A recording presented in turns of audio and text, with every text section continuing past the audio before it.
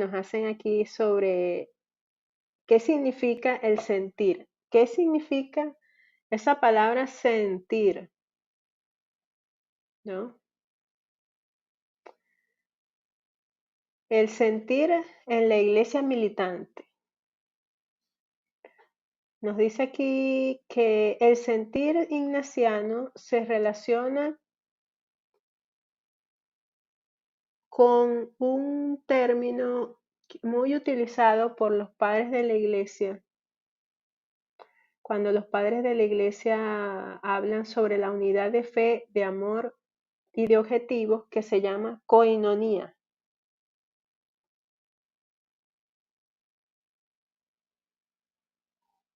Estoy segura que muchos de ustedes que están aquí, tengo puros crack en ese chat, han escuchado esa palabra, koinonía, ¿no? Koinonía es la transliteración de la palabra griega comunión. Como concepto teológico, alude a la comunión eclesial y a los vínculos que esta misma genera entre los miembros de la Iglesia y de Dios, revelado en Jesucristo y actuante en la historia por medio del Espíritu Santo.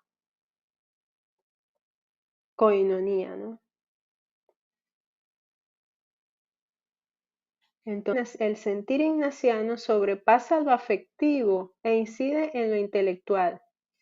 Es una aplicación juiciosa del sentimiento, pero moderado contra el iluminismo, el iluminismo voluntarioso. Por ello, las reglas para sentir son instrumentos espirituales, instrumentos psicológicos espirituales comparables con la aplicación de sentidos, que es una forma de. La aplicación de sentidos es algo que se utiliza para meditar, ¿no? Entonces, el sentir es por lo que eso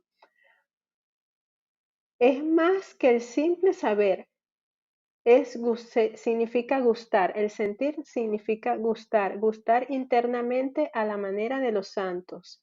Sentir es discernir, comprender, percibir la voluntad de Dios en el plano salvífico y querer gozosamente acomodarse a Él. Eso es un comprender, percibir a la manera de los santos, a la voluntad de Dios. El sentido de la iglesia es aquel tacto, por así decirlo, hipostático, por el que estamos siempre dispuestos a medir lo espiritual a lo corporal, la interioridad mística a la vida tangible de Jesús, el entusiasmo por el reino de Dios, a la voluntad de servir en la iglesia dolorosamente visible, en la iglesia jerárquica, que es la iglesia romana. Nos dice acá que San Ignacio, con trazos simples pero sustanciales, describe a la Iglesia no como un simple organismo jerárquico, como a veces se nos quiere hacer ver que la Iglesia es algo, simplemente algo una cuestión de jerarquías, de autoridades, pero va más allá, tiene un sentido más allá de eso. La Iglesia no es solo un organismo jerárquico a quien hay que obedecer sin más, sino que es una realidad histórica que evoluciona ciertamente en la comprensión de sí misma, desde los santos padres hasta la escolástica, pero que nunca pierde rasgos suyos esenciales como, ¿cuáles son los rasgos esenciales de la iglesia? La iglesia es la verdadera esposa de Cristo. Está guiada, regida y gobernada por el mismo Espíritu Santo. Es nuestra madre y está jerárquicamente estructurada. Esposa, por eso nos dice aquí en esto que tenemos, en lo que tenemos en pantalla aquí, que es la primera regla, nos dice obedecer en todo a la vera esposa de Cristo, porque es la esposa de Cristo. Es santa, está regida por el Espíritu Santo, es nuestra madre, la iglesia es nuestra madre y es jerárquica.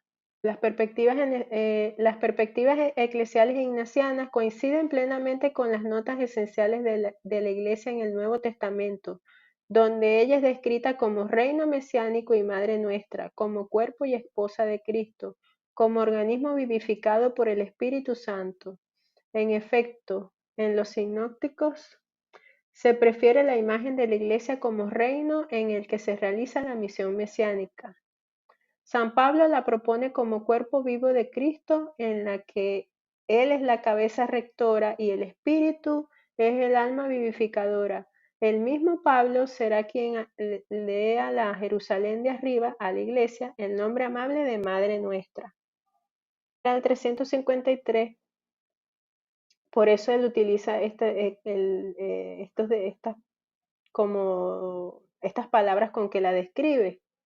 Nuestra Madre Iglesia jerárquica, verdadera esposa de Cristo, y que el Espíritu Santo, eh,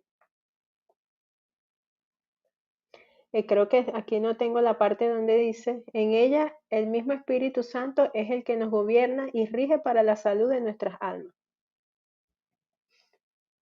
Entonces, en las últimas líneas nos dice, porque por el mismo Espíritu y Señor nuestro que dio los 10 mandamientos, es regida y gobernada nuestra Santa Madre Iglesia. Aquí nos explica, no se trata tan solo de de la iglesia son los que gobierna invisiblemente el Señor. Ni siquiera se trata de la asombrosa unión que constituye a la iglesia en místico pero real cuerpo de Cristo que sustenta la no mediocre analogía entre la iglesia y el misterio del Verbo encarnado.